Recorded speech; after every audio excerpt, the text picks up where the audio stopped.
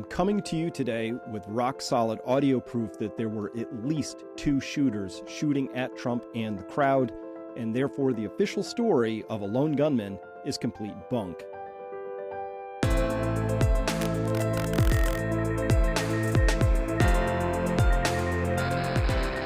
Hello everyone, I am Dr. Chris Martinson of Peak Prosperity. This is explosive. I'm actually nervous to bring this to you because, well, we know how much the deep state, the state, whatever's going on, does not like having its narratives punctured, but obviously there's a lot wrong with the Trump shooting. I'm going to show you rock-solid evidence today, and I'm making this public. I've been chewing on this for a while.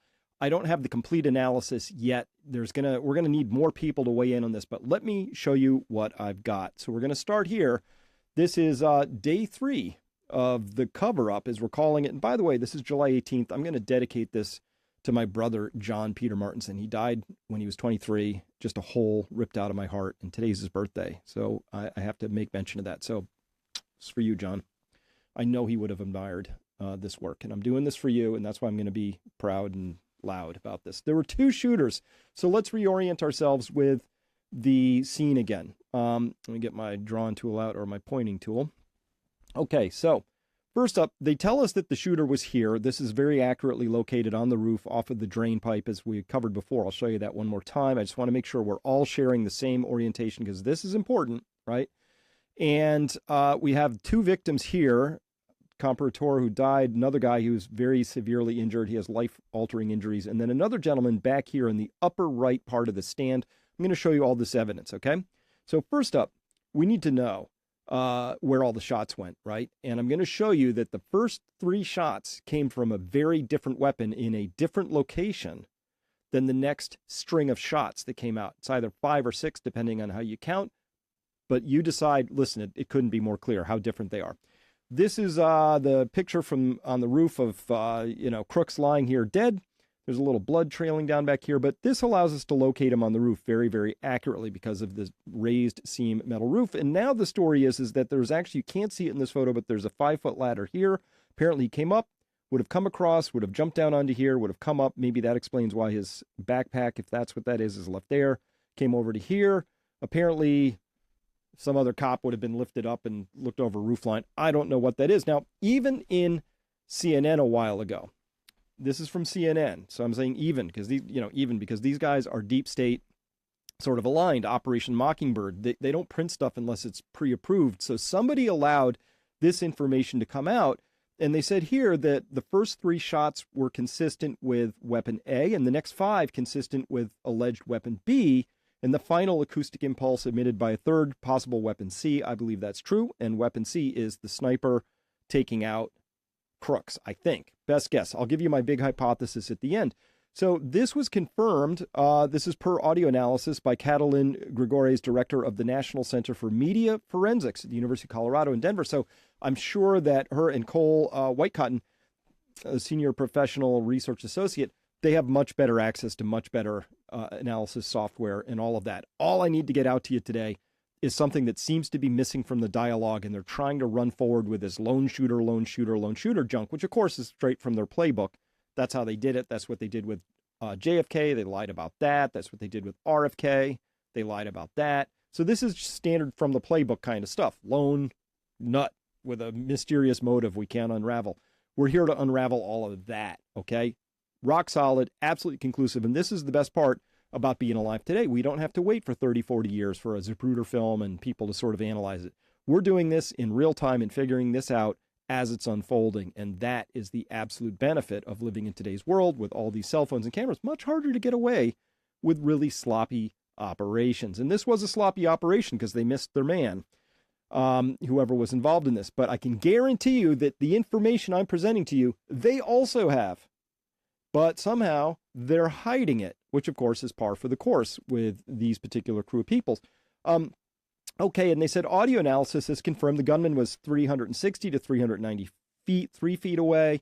Okay, according to another forensic expert, Robert Mayer.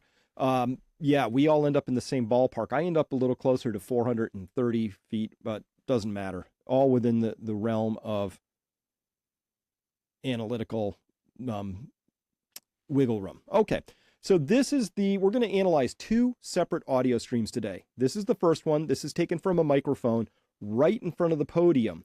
So you're going to hear two things, of course. You're going to hear a snap. Sounds very sharp sound. That's the supersonic crack of the bullet flying within, sending its supersonic shockwave to the microphone. Microphone picks it up like that. And then there's the report of the gun, which follows a little later. Sounds like an echo, so it goes crack thump, crack thump. The crack thump is a well-known tool that snipers would use to estimate how far away somebody is that's shooting them. If there's a very long distance between the crack and the thump, that your shooter's very far away because the bullet flies faster than the speed of sound. So the sound is the explosion of the gun. Boom! That starts traveling towards, the victim down there or whoever's downrange. But the bullet gets there first. And it gets there at supersonic velocity, which means faster than 1,100 feet per second, give or take the altitude and conditions. So if anything's traveling faster than the speed of sound, it has a sonic boom, crack, right? So that's what we're going to hear. You're going to hear first in this tape, you're going to hear 3 very clearly distinct crack thumps. And then things get a little confusing, right? It gets a little fast. And so how do you count and all of that? Whoever put this video together did the counting. Thank you for that. However, I think there's some room for interpretation here as well about that. So without any further ado, this is that Take audio a look at what we're happened. analyzing.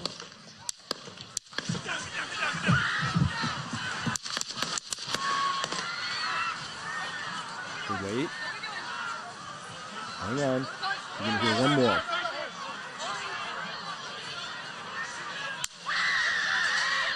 There it was. There's that last one. Okay, one more time. Take a look at what happened. Listen to this. Can you hear that? That's 1, 2, 3. Okay. And then hard to unravel what's happening there because we have echoes. We've got them overstacking each other. So there's 2 supersonic cracks that come in, and later the thumps of the gun come in, the crack thumps.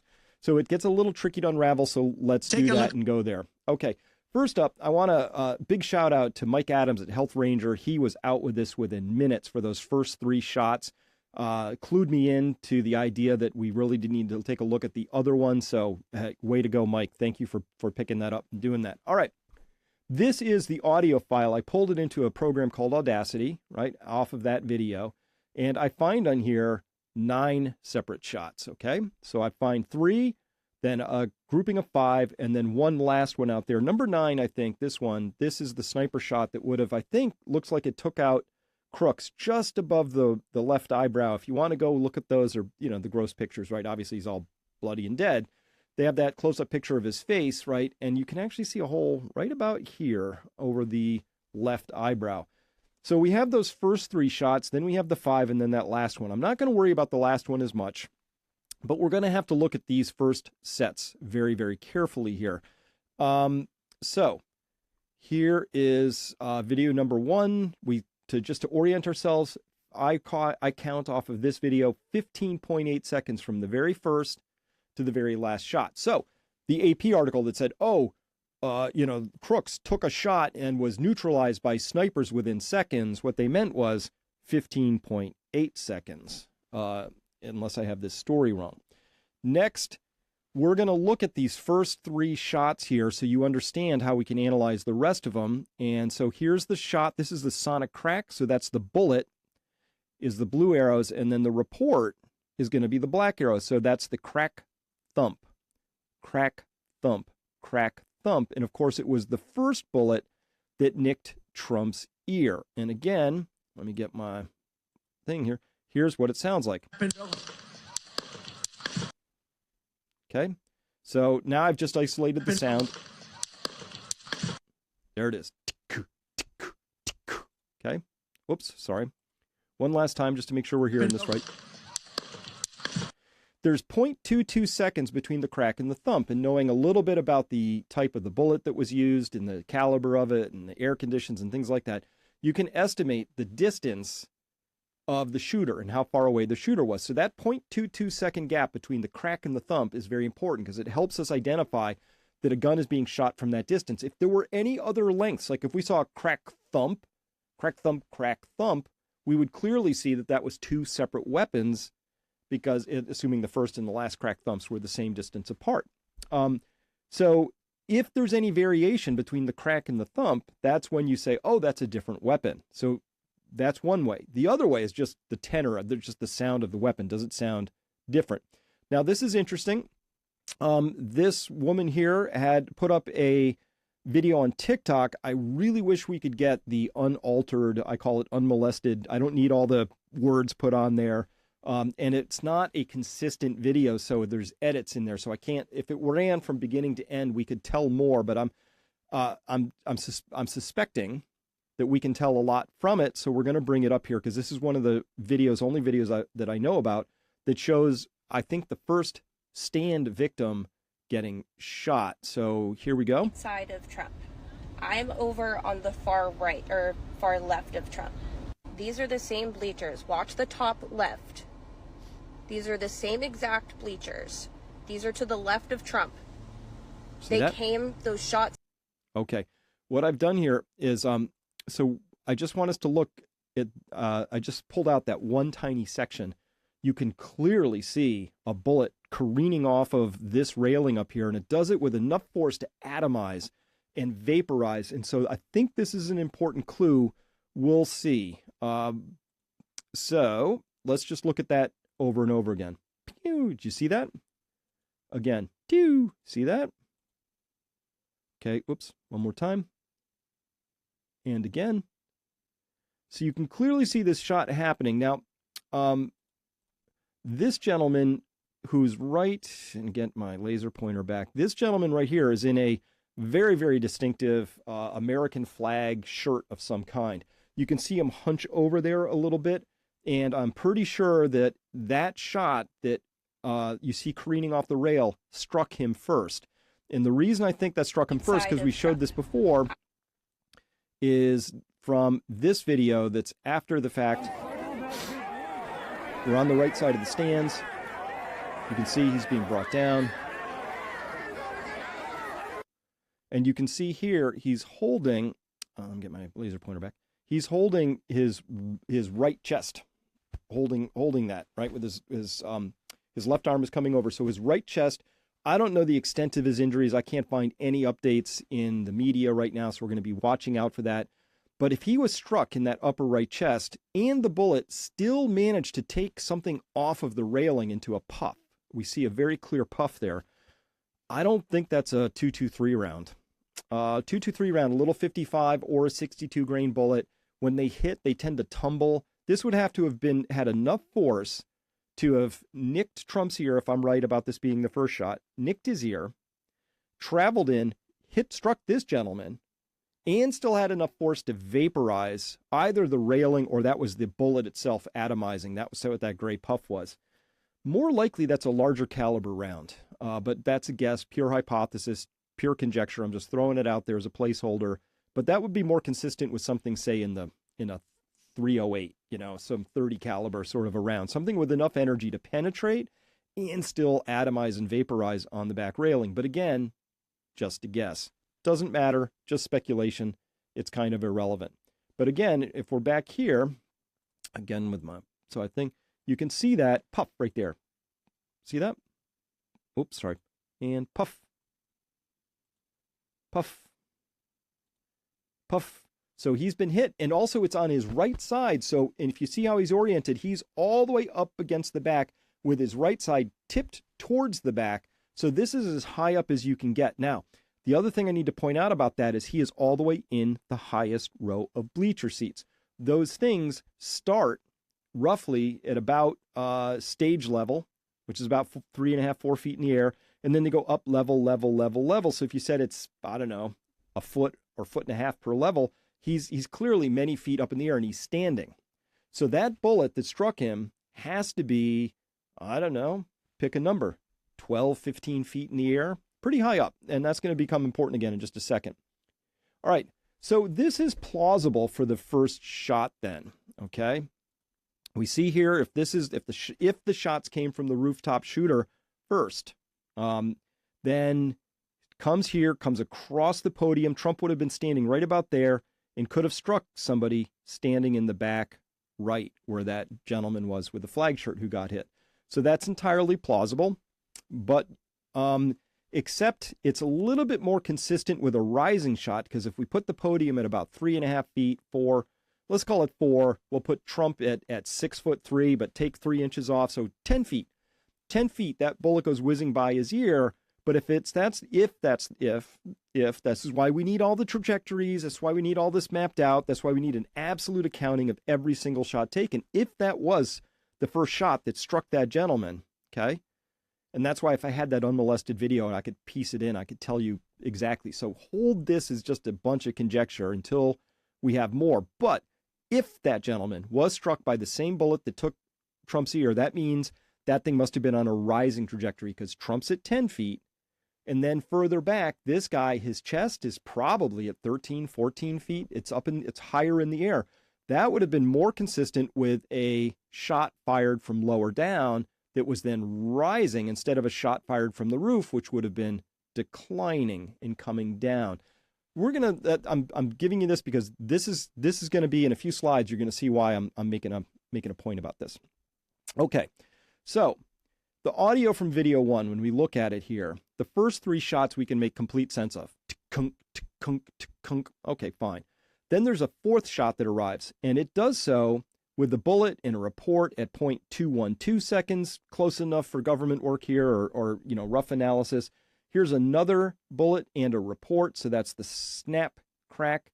There's echoes. We see there's echoes, so the bullet makes a and then this sound is echoing, probably off of one of the buildings. We have a lot of flat surfaces back there. So the microphone is here, supersonic crack, and the crack makes it to the microphone, and then it echoes off of something. And so we see the crack and an echo. We could probably very, very accurately estimate how far away that flat surface is off of that echo, and then you get the report itself. Crack, thump, crack, thump. So shots 4 and 5, I'm still pretty good with shots 4 and 5 in terms of being able to make sense of them. From 6 on, man, it gets all kinds of weird. And I'm not going to take you through the weirdness from video 1. To try and resolve what's happening with those other shots, we're now going to turn to video 2. This really clarifies everything and makes the entire case. So we'll listen to it up through the shots, which is about 20 seconds of tape. Yeah, I won't take you through all the screaming and everything. And by the way, not for nothing, but screaming, I don't understand people who just start screaming and then just don't stop in an event like this. So listen past this. It's there's a lot of screaming going on, but you can clearly hear shots 1, 2, and 3, and then you can hear the other string of shots come out. We're going to analyze it. I'll break it down. We'll take a look at it. However, I do want to pre-stage this a little bit, and for yourself, decide for yourself, does 1, 2, and 3, do they sound the same at all compared to the other ones that you hear? Okay, and remember, we already have the analysis from audio experts elsewhere saying there's a difference between weapon A and weapon B. And I can show you that the rounds fired from weapon B were also aimed at the stage. Okay, so this is important. 2 weapons, one fires a string of 3, another fires a string of 5 or 6, depending on how we count, and off they go. And they were also out hitting the crowd and headed towards Trump. Okay, this is important because now we do not have a lone gunman anymore. Okay, so listen up. Here we go.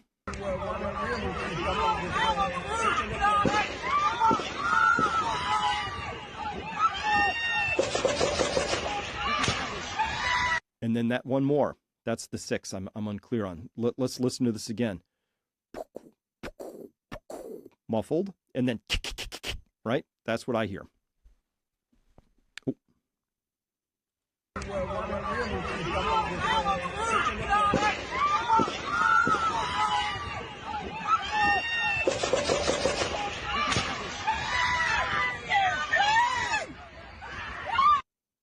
And a lot of screaming.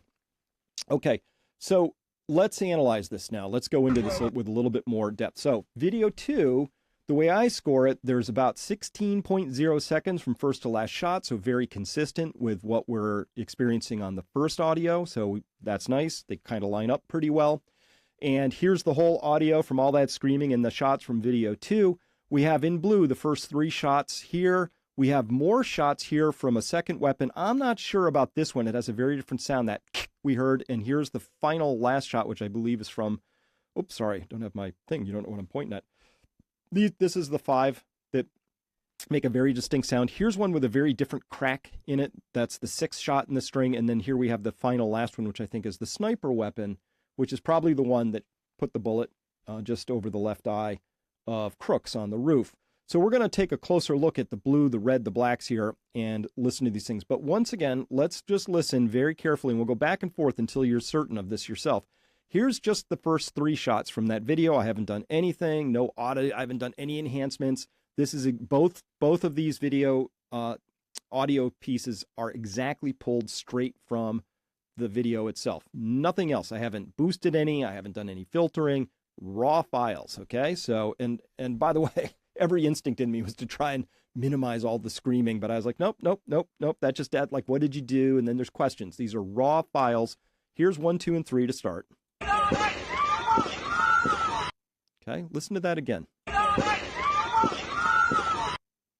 And one more time. Okay, now let's listen to the next string. Ooh. Yeah. Hear that? So 6 sounds different to me, but here's an interesting thing.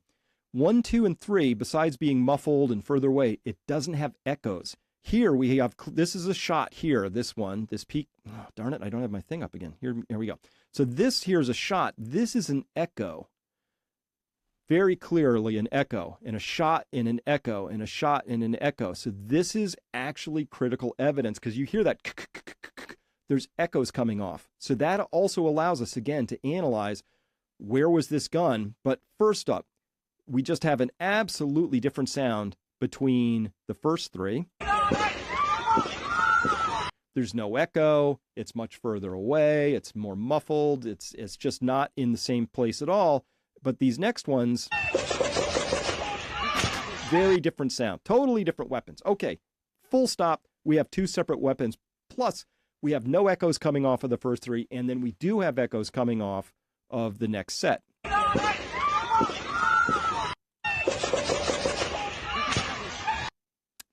And that last one, that's different. That's not the sniper shot. The sniper shot is another 10 seconds later. So I don't know what number 6 is here, but we're just going to bookmark it for now and go on. So audio analysis conducted by Nick tells us that if those next string of shots, those 1, 2, 3, 4, 5, are coming from shooter, who we're going to call shooter 2, because shooter 1 is sending off those muffled ones. Shooter 2 is very consistent. If somebody was on the roof firing something with a 223 round, those, and here's where audio 2 is recorded from. That we've isolated exactly where the person was standing. They were walking, so there's a little movement, but they were basically right here. The echoes we have is perfectly consistent with conditions, atmospheric conditions of the day, to have bounced off of this building, because that's what you need for an echo. You need a hard, flat surface to echo off of. So that's what we got. We have an echo that perfectly lines up with somebody being up there in shooter number 2 position. Now, here's where it gets a little weirder. So what I've done, and this is, I've taken the first timeline. This is the video number 1's audio, and I've lined it up with video number 2's audio. And for the most part, we're in pretty darn good shape, right? Here you can see, so this is the supersonic crack. So that's the crack of the bullet arriving. And I've lined that up with what I did. I just shifted the timelines to line up with, this is the report of the gun. So the 1, 2, 3, 4, 5 gun plus a 6, right? 1, 2, 3, 4, 5, 6. I've lined up that first blast of the gun with the arrival of the bullet so that it should be consistent, because if you have the explosion, the arrival of it downstream, they ought to line up, right? The timings ought to be the same. So sure enough, shot 1, no problemo, lines up perfectly. This is an echo up top there. Here's the echo down here for shot 1. The top bullet is echoing off of whatever it's echoing up there near the stage. And this is echoing probably off of that building surface we just showed you. So shot 1, 100%, we're good to go. Shot 2, same thing, lines up perfectly. It's got an echo right here. That's that little peak right there. and it's got an echo up top. Everything lines up. Shot 3, though, remember this is 1, 2, 3, 4, 5. 1, 2, 3, 4, 5, 6. This one doesn't line up. This one is actually, this shot happens about 0.03 seconds earlier. There's not alignment. It should be right under this peak, but it's not, which means the shot happened 0.03 seconds. It took 0.03 seconds longer for that bullet to get downstream, right? To the microphone in front of the Trump platform there. What does that mean? Well, that means that it's somewhere between, depending on the caliber and, maybe the caliber. I don't have any bullets here. I can't guarantee anything. Depending on a lot of things, the muzzle velocity of whatever this projectile was, and things like that. That 0.03 seconds, assuming it's 2,600 feet per second, that's how fast this thing's traveling. Could be 2,500, could be 3,000. I don't know what they're using, so you have to make some guesses. But it's further away. This implies the possibility that shots 1 and 2, those are fired by crooks, but somebody about 78 to 100 feet further away took shot 3. Then shots 4 and 5 line up again perfectly, but shot 6, hey, that's off the mark again by the same amount. And, there's not quite the echoes that are happening off of shot 3. We don't see the same. There should be an echo right here. There should be an echo right here. We don't see that, not like these big echoes. So there's a chance here, I'm making a chance that there's a possibility of there were 2 weapons being fired that are different from the first one. 1, 2, 3 are from weapon 1. Weapon 2 for sure is in a different spot, but there's a possibility because of those times of weapon 3. So it could be that 1, 2, 4, 5 were taken by crooks on the roof because he heard some stuff going on, decided to take his shots, but 3 and 6 were taken by somebody else another 100 feet away. I don't know. We're going to need more professional audio analysis, but I like it when everything lines up, and everything does line up until we get to there. And then further down the timeline, things get really weird, and things aren't lining up, but we don't know who's firing down at that end of the spectrum either. So some weird stuff down there, but it doesn't line up really well enough for my taste. Okay, so hypothesis. What do we have here? Okay, here's the hypothesis. At least 2 shooters, maybe 3. Don't know. The first 3 shots, I suspect, my hypothesis is they came from inside the building. All right? They were inside that, like if Crooks was on the roof, opened the window, those shots came in from down below. Why do I think that? Because that ensures that the crack boom are consistent with the Patsy on the roof. The angles are the same. The crack boom isn't off. There's nothing to analyze, right? If those first 3 shots come out from below Crooks, then it all lines up, right? And this aligns with what we have from video number 2's audio, where it's more distant, it's a muffled sound that would be more consistent with being inside. We don't have, it's also the upward slope of that bullet, right? Now that begins to line up if it's true that that back victim was struck with bullet 1, and also all the lack of echoes. So everything's consistent with that hypothesis, and it's just a hypothesis. I'm just trying to, put some meats on the bones of what might have happened here. Because I know for a fact we had 2 guns, period, maybe 3. I could make a case for 3. I'm not as solid on that. I'm going to wait for expert analysis. But we don't need any further expert analysis to understand there were 2 weapons being fired at the stage, right? Because here's what happened. These next string of shots down here, which I'm highlighting, this is the recording from video 2. This is, video 2's, audio 2, video 2. Video 1, which is taken from the microphone right at the front where Trump is, these are sonic signatures. So these booms led to these cracks, right? These explosions of this weapon resulted in bullets making sonic booms right over the microphone down at Trump stage. So let's be clear. These 1, 2, 3, 4, 5, 6 wasn't like, because I can hear it already. They're like, the Beaver County Emergency Services Unit saw him and climbed up and blah, blah, blah, blah, blah. Really, I guess that's what it was. That's not what it was. This second weapon that was fired, leaving the echoes and that sharper crack, that was fired towards the stands. So we have 2 shooters, guaranteed, full stop. Okay. In the second group of shots, I'm positive that 1, 2, 4, and 5, pretty sure those were fired by crooks. Lines up with everything, the echoes, and the snaps recorded downrange, all that. Now, shots 3 and 6 are puzzling. Again, expert analysis will be required here, not me. I'm just a doof with audacity and some common sense.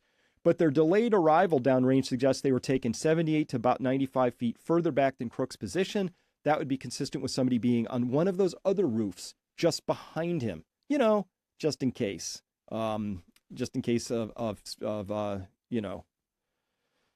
mission failure, I guess. I don't know. So my conclusions for today, there are at least 2 distinctly different weapons being fired, at least 2. The first 3 shots further away than the weapons that fired the next 5 to 7 shots because they're muffled. The sonic cracks tell us that everything was fired in Trump's and the audience's direction. That means they weren't taking out crooks with these shots. This means the lone shooter theory is 100% false. And I can't be the only guy who's done this analysis. And how is it possible that we even had CNN saying, experts tell us there were at least 2 weapons, probably 3 with that last final sniper shot, maybe 4. So this tells us that this was a full-on operation. These are the questions that need to be asked. I fear for my safety and everybody else's safety for coming out with this stuff, because one thing we know, they don't like loose ends in these stories, but man, they bollocksed this operation up really badly. Whoever was in charge of it, probably already floating in a river. I don't know what's going to happen to them because they really messed this operation up. It was sloppy. It left all kinds of traces and signatures. And it's very clear that they should have never held that rally in that location. Everybody I've talked to who's professionally trained, and I'm going to get somebody on the program here to talk about this, you would never do it the way that was set up. You had the lines of sight were all wrong. You were too many open places, that the perimeter was too tight. Like they had 2 sniper teams only 40 yards apart. No, you put them really far apart. The perimeter was way too into, anything out. We were in charge of up to 100 yards, that 140-yard building. That was the local police. There was a gym that was 400 yards away. Normal perimeter is 400 to 500 yards, okay, for an operation like this. So everything stinks to high heaven. We already know that, but it's bizarre to me that we're able to determine here with our Comcast connection that there were at least 2 weapons, and that's just confirming something that's already out there in the public space. This needs to be talked about. Share this as widely as you can. I decided to put all this out public today. There's no further analysis today for my Peak Prosperity subscribers, so this is it. Just, I had to put this all out there. And hey, happy birthday, John. I love you, brother, and I miss you. With that, thanks very much. We'll see you next time. Share this, please. Get it out there.